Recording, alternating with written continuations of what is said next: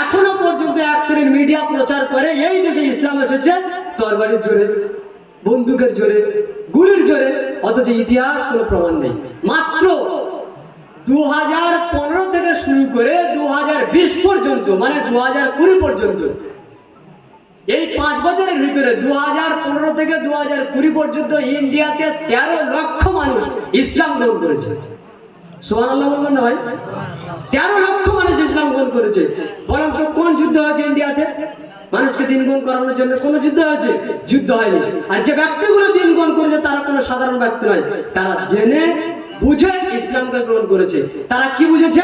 পৃথিবীতে একটাই মাত্র দিন রয়েছে যা হচ্ছে সঠিক এবং চূড়ান্ত দিন, তা হচ্ছে ইসলাম। তারা কেন বুঝেছে? কোরআনকে তারা পড়েছে, ইসলামকে তারা পড়েছে, রাসূলের জীবনী তারা পড়েছে। এরকম অনেক নজির আছে যারা মুহাম্মদ সাল্লাল্লাহু আলাইহি ওয়াসাল্লামের জীবনী পড়তে গিয়ে, রাসূলের জীবনের ভুল ধরতে গিয়ে তারা পরবর্তীতে একথা বলেছে যে পৃথিবীতে রাসূল সাল্লাল্লাহু আলাইহি ওয়াসাল্লাম তোমাদের যে নবী, তার থেকে উত্তম ব্যক্তি আমরা আর কাউকে পাই। এটা নজির, ইসলামের বড় বড় প্রমাণ যে ইসলাম কত শ্রেষ্ঠ। এটা আমরা বলিনি, এটা আমরা বলিনি। সবচেয়ে বর্তমানে পৃথিবীর আধুনিক যেটা দেশ তা হচ্ছে আমেরিকা। সবচেয়ে বেশি মানুষ ইসলাম গ্রহণ করেছে যে জায়গার লোক, তা হচ্ছে আমেরিকার লোক। কেন? অথচ তারা বাইরে থেকে দেখবেন যারা সবচেয়ে নিকৃষ্ট খ্রিস্টান তারা বেশি ইসলাম বিরোধী, কিন্তু তাদের দেশের মধ্যে থেকে বেশিরভাগ মানুষ ইসলাম গ্রহণ করছে। কেন? তারা পড়াশোনা করে, তারা জ্ঞান অর্জন করে, তারা ইসলাম সম্পর্কে রিসার্চ করে, তারা বুঝতে চায় দিন ইসলাম কি। তাহলে একটা মুসলিম যদি দিন ইসলামকে বুঝতে এসে তারা দিনের ভিতরে ঢুকে যায়, দিন ইসলামকে গ্রহণ করে, আমরা মুসলিম উম্মাহ আমরা কেন দিন বুঝতে পারি না ভাই? আমাদের কি হলো? আমাদের কি হলো? তার মানে কোন ব্যক্তি যদি ফ্রিতে সোনা পায়, সোনার কদর থাকে না। এটা হচ্ছে তার সবচেয়ে বড় প্রমাণ।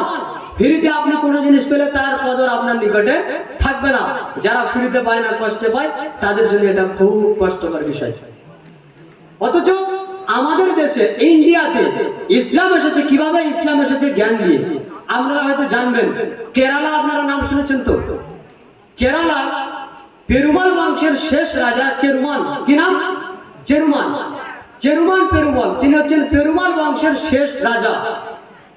তখনকার সময়ে মালাবাড়ি, এটা হচ্ছে পারঘাট, একে আরবরা নাম দিয়েছিল মাহবা, মানে হচ্ছে পারঘাট।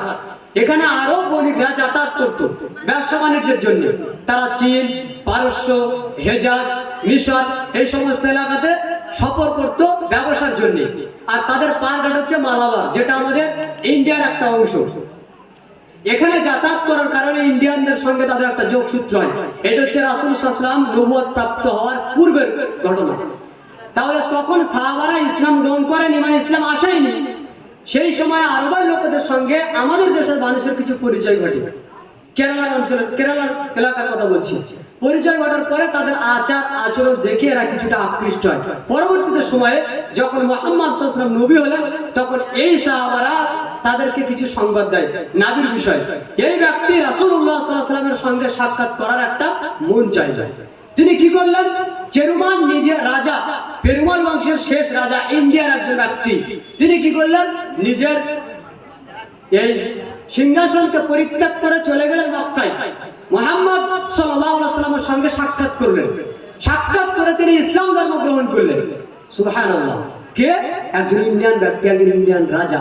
তিনি ইসলাম গ্রহণ করে সেখানে কয়েকদিন থাকলেন, আল্লাহ রাসূলের থেকে দিন ইসলাম জানলেন। অতঃপর সেখান থেকে তিনি আদেশ করলেন যে ইন্ডিয়াতে একটা মসজিদ তৈরি করা হোক, যে মসজিদের নাম হচ্ছে চেরুমান মসজিদ। আজকে আপনি ইন্টারনেটে সার্চ করুন যে ইন্ডিয়ার সবচেয়ে প্রথম মসজিদ কি, তো আপনাকে দেওয়া হবে চেরুমান, যেটা চেরুমান পেরুমাল রাজা এই মসজিদটা সর্বপ্রথম তৈরি করেছে। কে মসজিদটা তৈরি করেছে? মালিক বিন দিনার, ওনারই আদেশে। এই মসজিদ প্রথম মসজিদ হচ্ছে ইন্ডিয়ার মসজিদ। এই মসজিদটার স্থাপত্য কবে হয়েছে? 629 খ্রিস্টাব্দে। রাসূলুল্লাহ সাল্লাল্লাহু আলাইহি ওয়াসাল্লাম তিনি ইন্তেকাল করেন কবে? 633 খ্রিস্টাব্দে। কেউ বলেছেন 32। তবু এই মসজিদ কবে হয়েছে? রাসূলের যুগে। তাহলে ইসলাম এসেছে কার ধারাতে? একজন ইন্ডিয়ান ব্যক্তির দ্বারাতে। তিনি বাইরে থেকে এদেশে আসেননি। মসজিদ যারা করেছে তারা আরব থেকে কেউ জোর করে এই দেশে এসে মসজিদ স্থাপন করেনি। মসজিদ স্থাপন করেছে এই দেশেরই মানুষ, যিনি ছিলেন ইন্ডিয়ান এবং যিনি ইসলাম গ্রহণ করে এই দেশে মসজিদ তৈরি করেছে। আস্তে আস্তে আস্তে আস্তে সাহাবায়ে কেরাম এই দেশে এলেন। রাসূল সাল্লাল্লাহু আলাইহি ওয়াসাল্লামের যুগের পরে উমর রাদিয়াল্লাহু আনহুর যুগে এই দেশে সাহাবার প্রবেশ ঘটেছে। সাহাবারা এই দেশে মানুষকে সেই দিনের ইলম শিখিয়েছে, জ্ঞান শিখিয়েছে।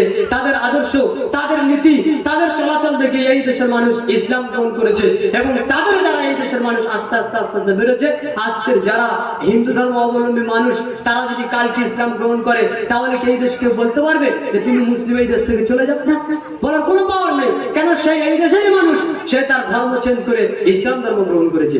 ইসলাম ধর্ম গ্রহণ করার এরকম নজির অনেক আমি দিতে পারি, তবে আমি আপনাদেরকে এতটুকু বোঝানোর জন্য বলছি শুধুমাত্র যে ইসলাম এই দেশে এসেছে জ্ঞানের ভিত্তিতে, ইসলাম এই দেশে এসেছে আদর্শের ভিত্তিতে, ইসলাম এই দেশে এসেছে চরিত্রের ভিত্তিতে।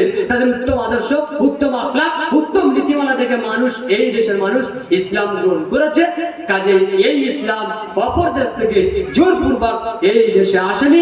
যদি এখনো পর্যন্ত কোনো ব্যক্তি বলে, আপনার তাকে এতটুকু বলুন, ভাই আপনার কাছে আমি হাত জোড় করে বলছি যে আপনি একটা প্রমাণ পেশ করুন যে ইন্ডিয়ার বুকে কোন মুসলিম কোন অমুসলিমকে বাধ্য করেছে ইসলাম গ্রহণ করতে। আজকে তো মিডিয়া সবার হাতে, দেখতেই পারেন।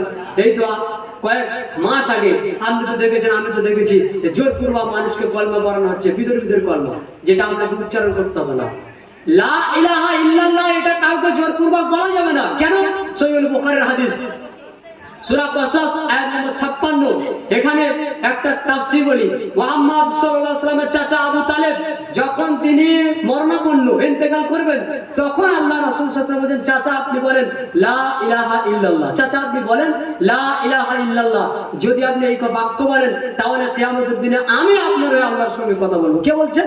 আল্লাহর নবী বলছেন যে আপনি শুধু এই বাক্য বলেন, তো আল্লাহ তাআলা তখন আমাদের নবীর উপরে আয়াত নাযিল করেছেন, মুহাম্মদ ইন্নাকা লা তাহদি মান আহবাবতা, আপনি যাকে ইচ্ছা করেন তাকে হেদায়েত দিতে পারেন না, ওয়ালাকিন্নাল্লাহ ইয়াহদি মান ইয়াশা, আল্লাহ যাকে চান তাকেই হেদায়েত দেন। কাজেই পিরাপিরি করে কাউকে ইসলাম ধর্মে দীক্ষিত করতে পারবেন এই অনুমতি আপনাকে দেওয়া হয়নি। আর জোরপূর্বক কোনো ব্যক্তিকে আপনি লা ইলাহা ইল্লাল্লাহ কালিমা পড়াবেন, এটা কোনোদিন হতে পারে না। কেন? এটা হচ্ছে হেদায়েত। আমরা বিশ্বাস করি কোন মানুষকে যদি 1000 বার লা ইলাহা ইল্লাল্লাহ পড়ানো হয় আর তার অন্তরে যদি লা ইলাহা ইল্লাল্লাহ না থাকে, পড়লে কোনো লাভ আছে ভাই? কোন লাভ আছে? কোনো লাভ নেই।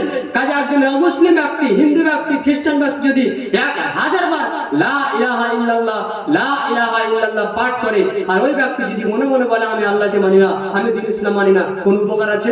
কোনো উপকার নেই। আল্লাহ সুবহানাহু ওয়া তাআলা তিনি বলছেন, ইন্নাকা লা তাহদি মান আহবাবতা, আপনি যাকে চান তাকে আপনি দ্বীনের হেদায়েত আপনি দিতে পারেন না। কেন? হেদায়েতের মালিক কে? হেদায়েতের মালিক আল্লাহ। তাহলে জোরপূর্বক ইসলাম গ্রহণ করানো এটা তো অসম্ভব।